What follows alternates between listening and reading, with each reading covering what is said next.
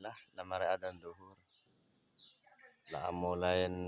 lemes mandek reman deh ya. Lah separuh nah biasa nah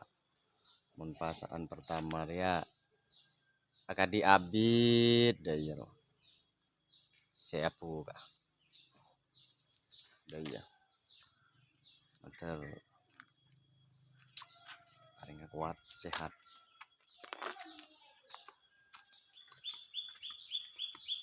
lah kurang berempat jam tung 2 telok 4 5 6 lang 6 jam wis pas apukah yang duhur lo